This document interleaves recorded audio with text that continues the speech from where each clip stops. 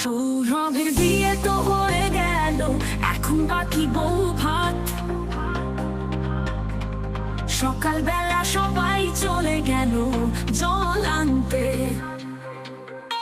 বৌদিরা, ভাই বোনরা এবং বন্ধুরা সবাই মিলে ফাটিয়ে ডান্স করল। আর পুষ্কের মামানো বউ তো চশমা পরে একেবারে নায়িকা নায়িকা লাগছিল। কিন্তু এদিকে দেখো পঙ্কজের বউ সেই ডান্স করল। আর প্রশান্তের তুলনাই হয় না যা ডান্স করলো।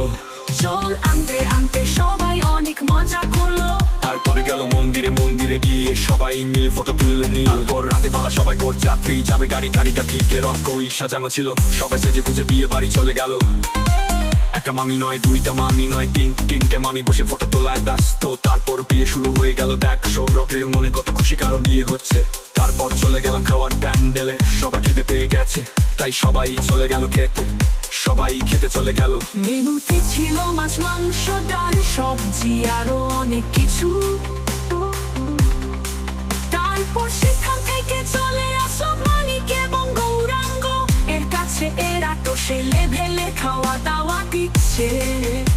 বেশি খাস না গেছে প্রবলেম হতে পারে। তারপরে তো সেখান থেকে চলে আসলাম প্রশান্ত এবং কুমারেশ এর কাছে। এরা তো যেই লেভেলের খাওয়া দেওয়া দিল মনে হচ্ছে জীবনে কোনোদিন খাই নাই।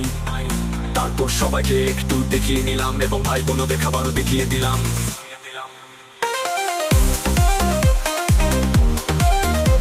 তারপরে বিয়ে হতে হতে চাপ না তলায় পা দিয়ে সবাই ডান্স করছিল। এরকম তো ডান্স দরকার, না হলে বিয়েতে কি করে মজা হবে। আর প্রশান্ত আর কুমারেশ বৌদিদের সঙ্গে ডান্স করছে। ভাই তোদের একটু নেচা ঠিক কর, তোরা এখন বড় হয়েছিস, এত বৌদিদের পিছনে থাকিস না। দেখতে দেখতে বিয়েটা হয়ে গেল। আর এটা হচ্ছে বিয়ের, সবাইকে একটু দেখে নাও।